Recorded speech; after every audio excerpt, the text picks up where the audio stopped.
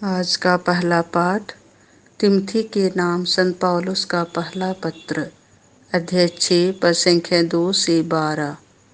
तुम ईश्वर के सेवक होने के नाते धार्मिकता की साधना करो। इन बातों की शिक्षा और उपदेश दिया करो। यदि कोई भिन्न शिक्षा देता है और हमारे प्रभु यीशु मसीह के हितकारी उपदेशों में और भक्ति सम्मत शिक्षा में विश्वास नहीं करता, तो मैं समझता हूँ कि घमंड ने उसे अंधा बना दिया है।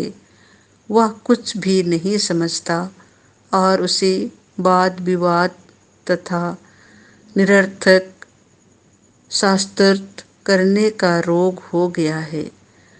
इस प्रकार वे विवादों से ईर्ष्या, फूट, परनिंदा, दूसरों पर कुत्सित संदेह और निरंतर झगड़े उत्पन्न होते हैं। यह सब ऐसे लोगों के योग्य हैं जिनका मन विकृत और सत्य से वंचित हो गया है और जो यह समझते हैं कि भक्ति से लाभ मिलना चाहिए। भक्ति से तो बड़ा लाभ होता है, किंतु केवल उसी को जो अपनी धन संपत्ति से संतुष्ट रहता है।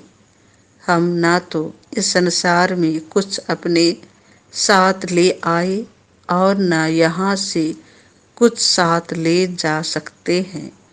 यदि हमारे पास भोजन वस्त्र है तो हमें इससे संतोष रहना चाहिए। जो लोग धन बटोरना चाहते हैं वे प्रलोभन और फंदे में पड़ जाते हैं और ऐसे मूर्खतापूर्ण तथा हानिकार वासनाओं के शिकार बनते हैं जो मनुष्यों को पतन और विनाश के गर्त में ढकेल देती हैं। क्योंकि धन का लालच सभी बुराइयों की जड़ है।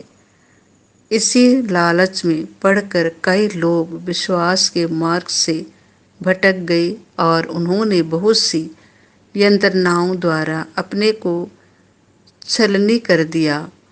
तुम ईश्वर के सेवक होने के नाते उन सब बातों से अलग रहकर धार्मिकता, भक्ति, विश्वास, प्रेम, धैर्य तथा विनम्रता की साधना करो।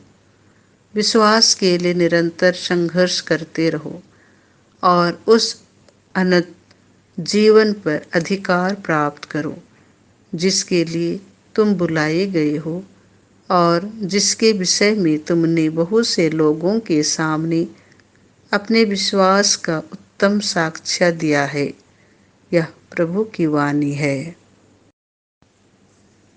संत लूकास के अनुसार पवित्र सुसमाचार, अध्याय 8 पद संख्या 1 से 3। कुछ नारियां यीशु के साथ थीं जो अपनी संपत्ति से उनका सेवा सत्कार करती थीं। यीशु नगर नगर और गांव गांव घूमकर उपदेश देते और ईश्वर के राज्य का सुसमाचार सुनाते रहे। 12 प्रेरित उनके साथ थे और कुछ नारियां भी जो दुष्ट आत्माओं और रोगों से मुक्त की गई थीं। मरियम जिसका उपनाम मगदलेना था और जिससे 7 अपदूत निकले थे।